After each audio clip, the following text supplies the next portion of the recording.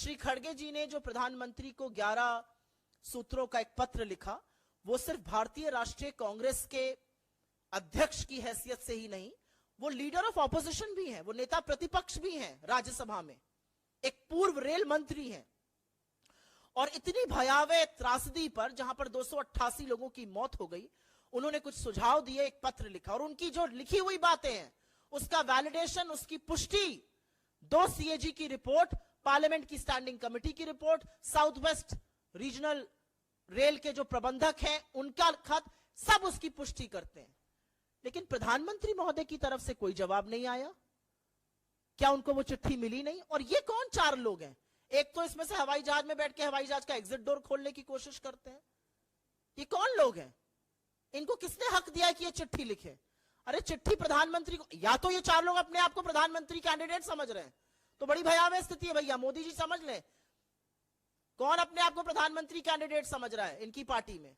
चिट्ठी प्रधानमंत्री को लिखी गई, ये जवाब उनके यहां से आना चाहिए। फुदक फुदक के ये 4 लोग जवाब दे रहे। कौन है भैया आप? किसने आपसे जवाब मांगा है? क्या पता है आपको रेल के बारे में? शांति से बैठ जाइए। अध्यक्ष ने चिट्ठी लिखी है, नेता प्रतिपक्ष ने चिट्ठी लिखी है।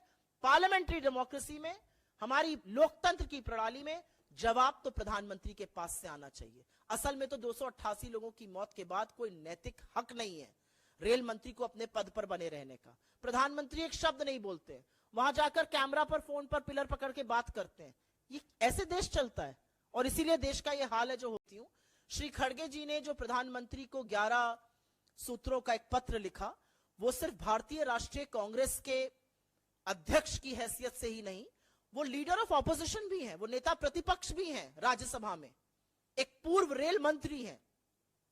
और इतनी भयावह त्रासदी पर, जहां पर 288 लोगों की मौत हो गई, उन्होंने कुछ सुझाव दिए, एक पत्र लिखा। और उनकी जो लिखी हुई बातें हैं उसका वैलिडेशन, उसकी पुष्टि 2 सीएजी की रिपोर्ट, पार्लियामेंट की स्टैंडिंग कमेटी की report, south west regional rail के जो प्रबंधक हैं उनका खत, सब उसकी पुष्टि करते हैं।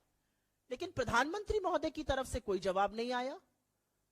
क्या उनको वो चिट्ठी मिली नहीं? और ये कौन 4 लोग हैं? एक तो इसमें से हवाई जहाज में बैठ के हवाई जहाज का एग्जिट डोर खोलने की कोशिश करते हैं। ये कौन लोग हैं? इनको किसने हक दिया कि ये चिट्ठी लिखे? अरे चिट्ठी प्रधानमंत्री को, या तो ये 4 लोग अपने आप को प्रधानमंत्री कैंडिडेट समझ रहे हैं, तो बड़ी भयावह स्थिति है भैया। मोदी जी समझ लें, कौन अपने आप को प्रधानमंत्री कैंडिडेट समझ रहा है इनकी पार्टी में? चिट्ठी प्रधानमंत्री को लिखी गई, ये जवाब उनके यहां से आना चाहिए। फुदक फुदक के ये 4 लोग जवाब दे रहे। कौन है भैया आप? किसने आपसे जवाब मांगा है? क्या पता है आपको रेल के बारे में? शांति से बैठ जाइए। अध्यक्ष ने चिट्ठी लिखी है, नेता प्रतिपक्ष ने चिट्ठी लिखी है। पार्लियामेंट्री डेमोक्रेसी में, हमारी लोकतंत्र की प्रणाली में जवाब तो प्रधानमंत्री के पास से आना चाहिए। असल में तो 288 लोगों की मौत के बाद कोई नैतिक हक नहीं है रेल मंत्री को अपने पद पर बने रहने का। प्रधानमंत्री एक शब्द नहीं बोलते, वहां जाकर कैमरा पर, फोन पर पिलर पकड़ के बात करते हैं। ये ऐसे देश चलता है और इसीलिए देश का ये हाल है जो होता है।